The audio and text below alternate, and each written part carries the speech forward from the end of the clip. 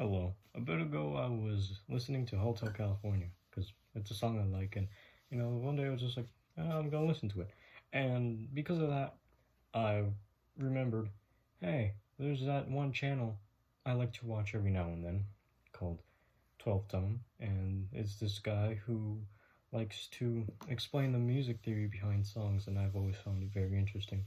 Um, so why am I here today? Because I want to talk about why I think the the video is a bit flawed in some of the way it approaches how it describes the music. Now, I want to make it clear, while I know music from just playing it and experiencing it, I've never like properly taken any classes or anything, and I'm not a music theorist, but this is just what I've observed from it. So, 12 tone really subscribes to the idea that every chord in a key serves a function. And while that's not necessarily incorrect, I think it's not the best way to analyze this part here.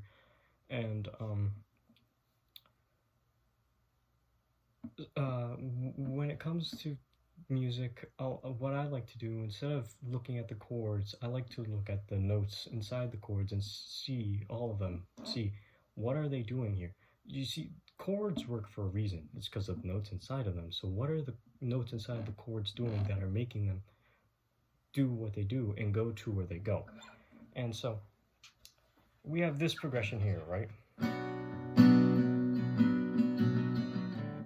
It's a B minor, and then F sharp 7, and then we get A, and then E, and then G, and then D, and then E minor 7, and F sharp dominant 7 again.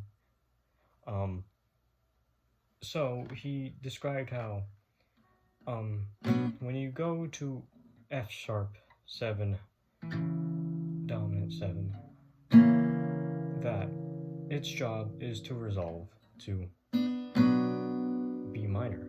Well, yeah, it works. That's what it's going to do if you have it in a normal type of setting.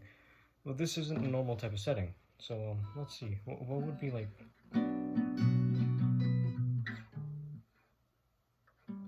Yeah, sure. Let's do that.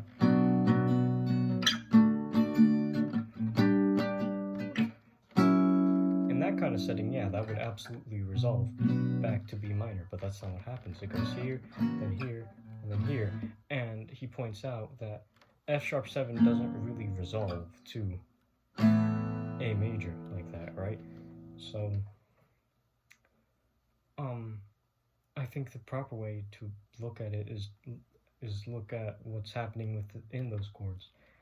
We have B, and then we have F sharp major, mind you. It's not necessarily in the key of B minor, it's B melodic minor. So, well, it's kind of a lot of things at once because of all those notes it has in it. But yeah, you get that B flat, right? So we're going down by a half step, which is implying, especially once you hear the whole progression, you realize that what's really going on here is a chromatic descent. And even with just those two notes, it implies that it can go down even more, which is what that A major chord does. And then that E major chord, which is why this specific time it's E major and then the other time it's minor, it has the A flat. So we're going down in half steps. It's chromatic descent, right? It's almost like a line cliche. Instead of one note in the chord changing, it's all the chords are changing, but it's still doing that chromatic descent, right? So, damn it. So half step motion is very powerful, right? So when you have very clear melodic line like this of half steps, it's very clear where it wants to go. It's very clear that these half steps are just going to keep going down. So the chords don't really matter as much as those specific notes within the chords matter. So that's why, even though F sharp dominant 7 doesn't necessarily resolve to A major, it still works because of that half step motion going down. And then we have the chorus, which, even though we have F sharp major, which would normally resolve to B minor, this time it goes up to G major.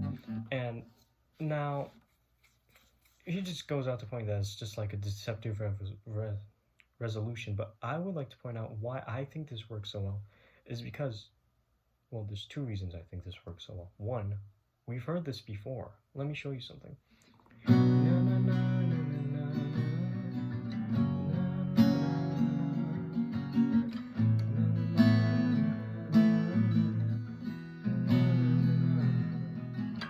Welcome to Hotel California. It's just like the latter half of the first chord progression. We've heard it. The only thing that changes is the chord at the end, switching from this just to a regular B minor. But I think at the end of the chorus, it does go once again back to that F sharp dominant 7. But the other reason why is because, like I said, half step motion is very powerful, and this works as like a leading tone, especially since it's major. All of the notes kind of work as a leading tone because this whole thing, you're just kind of modulating it up a half step. But when you have that note right there, it wants to go, it wants to resolve up, right? So we have this, and then it goes up.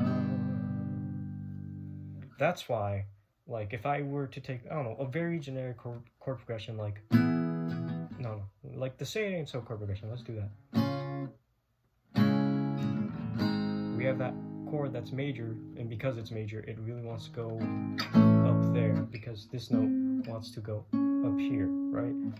But even besides that, the whole fact that this is basically the same chord, just down a half step, means that all of the notes are essentially acting like leading tones to the chord in front of it.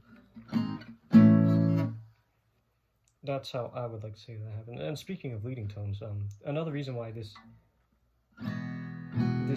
E chord with that fancy little decoration up there can go to E so, not E, to G so easily is because that note is an F sharp, which likes to go to G.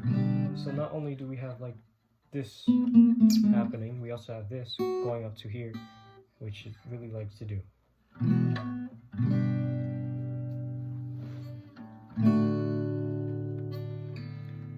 Anyways, that's just my thoughts on that.